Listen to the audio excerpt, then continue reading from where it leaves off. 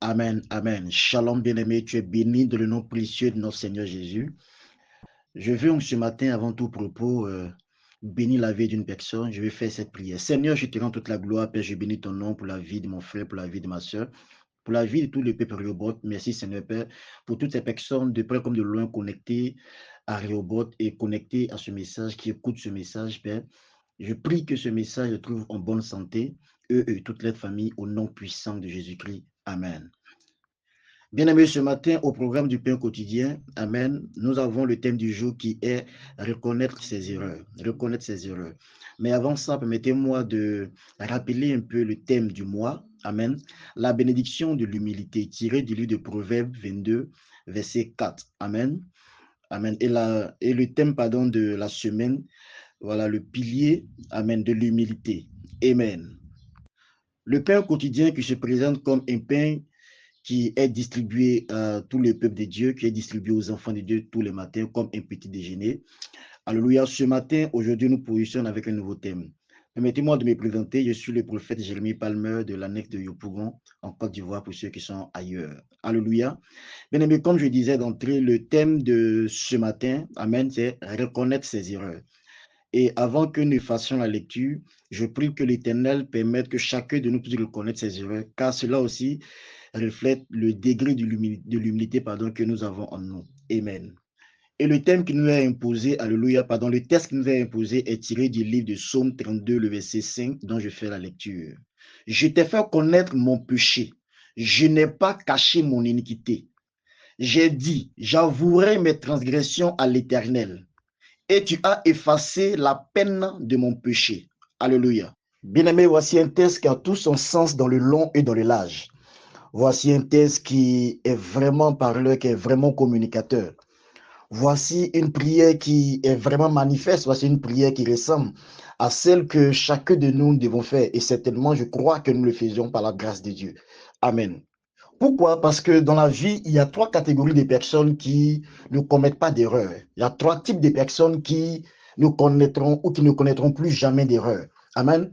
La première catégorie est celle qui ont déjà vécu et qui sont décédés. Bien aimé, dans la tombe, du plus profond de la tombe, depuis l'autre côté, il est impossible pour toi ou il est impossible encore de continuer dans les erreurs. Pourquoi? Parce que tu n'es plus là. Amen. Et la deuxième catégorie des personnes, Amen, c'est ceux qui ne sont pas encore nés. Ces personnes-là qui ne sont pas encore nées. Amen. Une personne qui n'est pas encore née, qui n'a pas encore pris foi, ne peut pas commettre d'erreur. Et la troisième catégorie des personnes, c'est Dieu. Alléluia.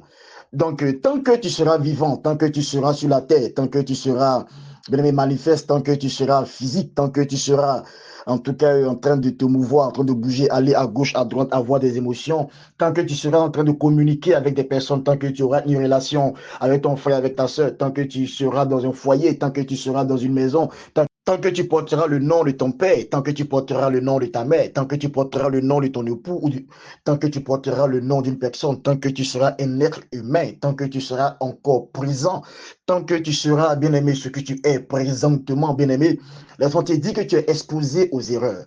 Les erreurs bien aimées arrivent à tout le monde. Les erreurs, même les personnes les plus intelligentes commettent des erreurs. Même les personnes les plus nanties commettent des erreurs. Et voici ici une grande personnalité, voici un grand roi qui a commis une erreur. Et de son erreur, bien aimé, après chaque erreur, logiquement, on cherche à réparer l'erreur. Mais avant la réparation de l'erreur, il y a d'abord de reconnaître que nous avons commis cette erreur. Voici ici le psalmiste David qui se retrouve dans une situation où il commet une erreur. Je ne sais pas laquelle des erreurs, mais il a commis une erreur. Ça veut dire que les personnalités des rois, les pères peuvent également commettre des erreurs. Souvenons-nous de ce passage biblique qui dit les pères ont mangé le raisin vert et les dents des enfants sont agacées. Donc les erreurs, bien aimées, c'est l'affaire de tous. Tout le monde peut commettre des erreurs. Et tout le monde est appelé, je dirais, à commettre des erreurs. Un grand prédicateur que j'aime bien du nom de l'évêque Adi Samuel, notre père, mon père spirituel, a l'habitude de dire qu'on n'apprend pas de ses succès, mais on apprend de ses erreurs. Bien aimé, l'erreur est cette mobilité-là qui te donne de réfléchir deux fois et de revenir encore en bonne santé. mentalement parlant, si je peux m'exprimer ainsi. Alors nous parlons de l'erreur de David. La Bible dit que David a constaté qu'il a commis une erreur et il s'est recroquevillé sur lui et il allait vers l'Éternel en cherchant la face de l'Éternel, et c'est ce qui donne le verset que nous avons lu tout à l'heure. Il a confessé son erreur devant l'Éternel, il a confessé.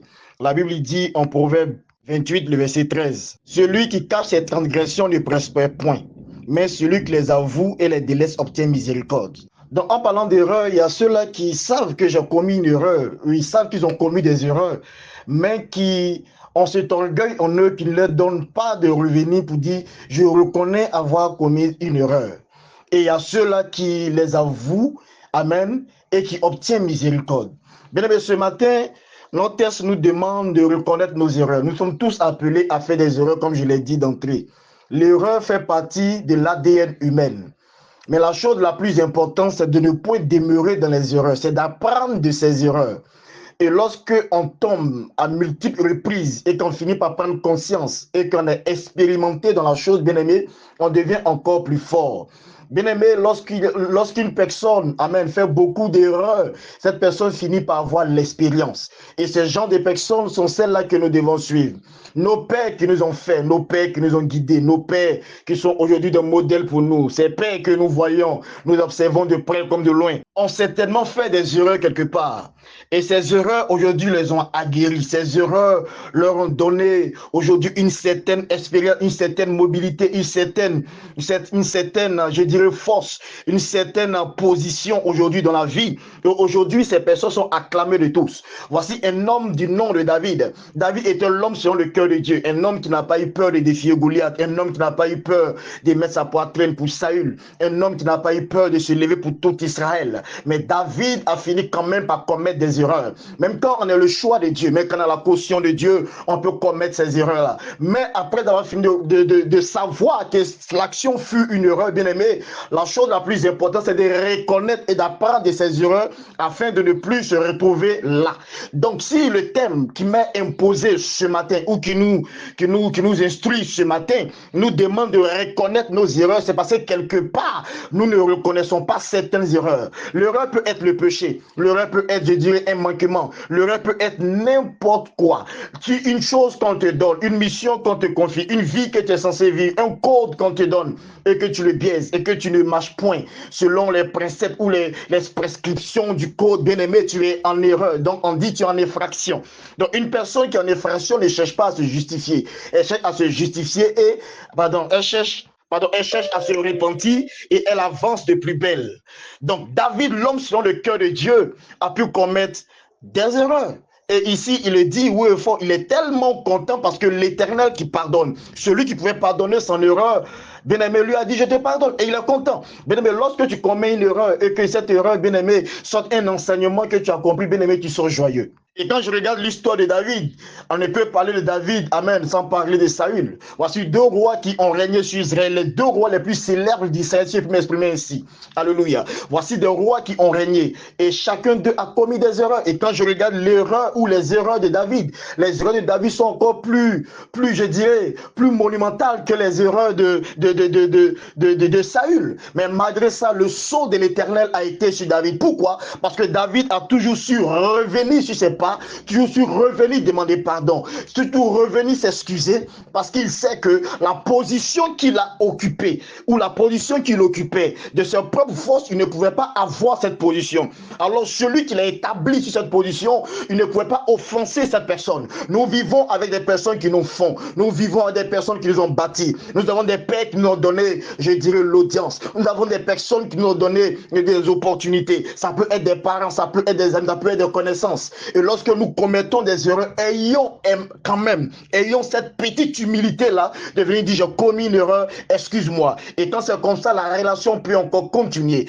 David savait que de sa position de roi qu'il occupait, le trône sur lequel il était assis, son père Isaïe ne pouvait pas lui donner. Et lorsqu'on cherchait même un roi pour faire asseoir sur le trône d'Israël, et que le le prophète est arrivé dans la résidence de monsieur Isaïe, et que tout le monde était rassemblé. Celui qui était absent, c'était David. Voilà comment le choix de l'Éternel s'est porté sur une personne que personne ne considérait. Alors nous sommes en train de vivre, nous sommes vivants, bien-aimés, pas parce que nous sommes mieux que les autres, pas parce que nous avons une bonne santé que les autres, pas parce que nous mangeons mieux, nous vivons bien, pas parce que nous sommes trop jolis ou bien trop beaux, pas parce que nous sommes trop privilégiés que les autres, non, mais c'est la grâce de l'Éternel qui nous maintient là. Alors plusieurs ont commis certaines erreurs et ont été chassés de l'entreprise, ont été chassés de les foyers, ont été chassés, bien-aimés, ont perdu certaines opportunités. Mais à nous, nous commettons ces mêmes erreurs et puis la vie continue comme si de rien n'était. Soyons reconnaissants envers l'Éternel Dieu.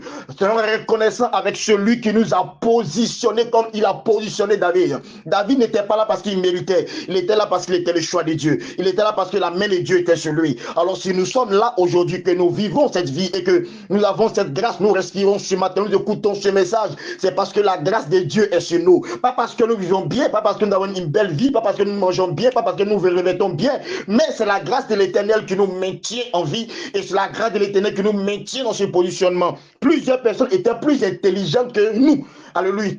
Mais ces personnes ont trépassé. Mais à nous, Dieu a fait la grâce. À nous, quelqu'un a fait la grâce. Mais malgré cela, nous offensons toujours. Et la grâce de l'Éternel marche toujours sur nous. La grâce de l'Éternel est toujours sur nous. Nous offensons toujours. Certainement, après ce message, nous allons encore offenser une personne. Nous allons offenser Dieu. Et cette personne où Dieu aura toujours, je dirais, cet amour profond, ce nœud creux, pour venir dire, je te pardonne et je t'accorde encore une autre chance. Je vais bénir Dieu pour tous ceux qui commettent des erreurs et qui reviennent sur les pas pour dire, Père, j'ai péché. Père, j'ai commis une erreur. Mon responsable, mon aîné, mon frère, mon ami, j'ai péché contre toi, j'ai transgressé, j'ai fait ce qui n'est pas cool, mais vraiment excuse-moi. Bien aimé, le seul fait de venir s'excuser, de venir reconnaître son tort, n'est pas un signe de faiblesse, mais c'est un signe d'humilité et c'est un signe de grandeur. Parce qu'il y a celui qui est grand qui peut venir reconnaître qu'il a fauté. Celui qui est grand, celui qui a un esprit ouvert, et celui qui peut revenir et reconnaître que l'action que j'ai posée n'est pas une action digne de moi, n'est pas une action digne,